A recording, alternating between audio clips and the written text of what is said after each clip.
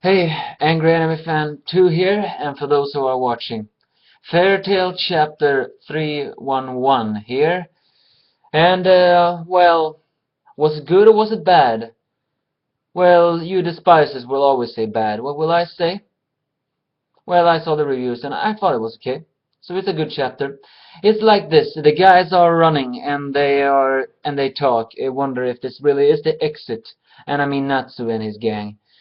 And then they note that Archaidos had a very good defense against that lava, and it turns out that, for once, wasn't an immense durability. It was a necklace he had, a jade necklace, and that makes it similar to the jade dragon, Circoleonis or something like that.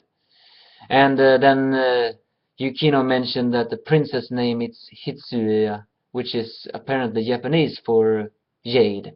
So maybe she gave it to him, or maybe this is a pun joke or something like that. Either way, Natsu wonders where is the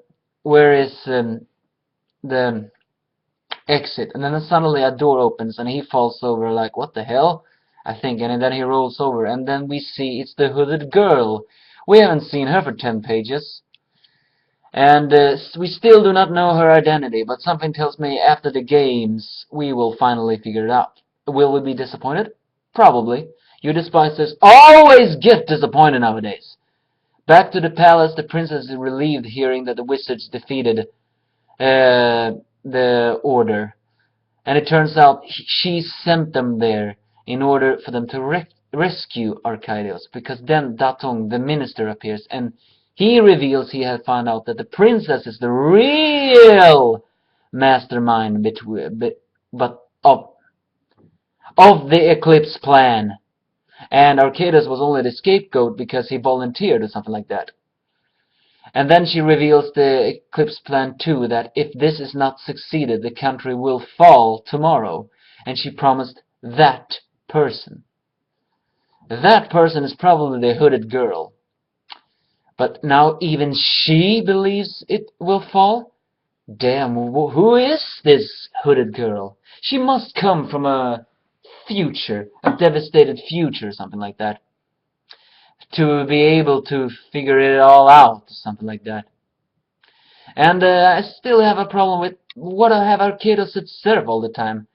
Did Hero do a mishap only to throw us off once this happens, or did did Arcadus scream Seraph all this time in order to make sure that his role as a villain would trick everybody? What I'm trying to say here is, did Arcadus scream Seraph, talk about Seraph and all that stuff because he wanted everybody to think he was the villain and worshipped Seraph, so that he would take the blame and the princess will be free from guilt? Or is that the reason why he has screamed Seraph? Or does he still have a hidden agenda? Well, for now, it looks like he doesn't, and I have a very big feeling you despisers will be enormously complaining once his true reasons are revealed. Oh, what, I'm kidding. You are already complaining.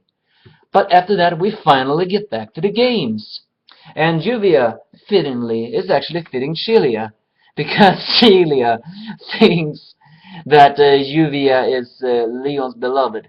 I guess that proves that now that Sherry is in love and engaged with that guy Ren, then she may have said to her cousin, "You can have Leon, Sama." So now maybe Shelia is in love with Leon and vice versa. No, not vice versa. I mean, she is in love with Leon, and she attacks Juvia because she believes Juvia is in love with Leon. Did anybody understand what I just said? And now I think it's going to be a similar moment with Gray complaints about Juvia. Now Juvia is going to complain about Gray. Either way, they fight. And this was apparently to the first calculations, because someone needs to keep Shelia at bay. And then she says that Ersa is meant to fight Minerva. Ersa arrived at the park.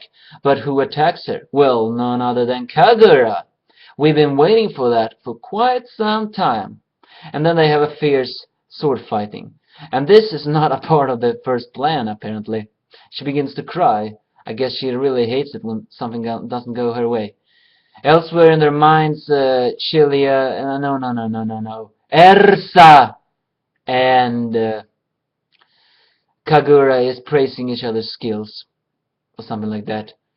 But then suddenly a warp pole opens and a hand and pushes the two girls away, and then Minerva reveals herself. It's a freeway, a threesome. Okay, maybe that's a little bit. Is that strange to say? I don't know. But this was apparently not to the first calculations either. My guess is as Minerva found out that there must have been some excellent advisor in the fairy tale guild, so she hid herself in order to trick them and throw them off their thinking. Maybe. I don't know. Oh, by the way, Rufus in the first place is remembering that he lost to Grey.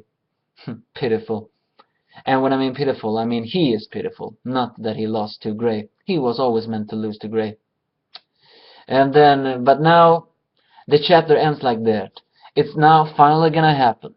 I was actually wondering, wouldn't Ersa fight Minerva or Kagura? No, she's gonna fight both of them at once! The mermaid, the tiger, and the fairy now fighting against each other. What's gonna happen?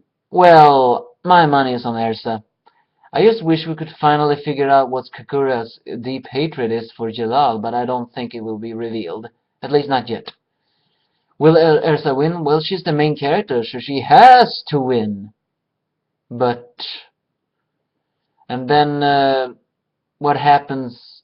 what about Sting, now that Minerva is keeping Lecter hostage? Won't Sting just come to rescue Minerva because he needs her alive or something like that? I have no idea. Either way, I have a feeling next week's chapters will be a fierce fight. Will it be bad? Well, for you despisers, of course it will be bad. But I'm looking forward to it. I just hope it will be more action and a little bit more revealing about this history and all that.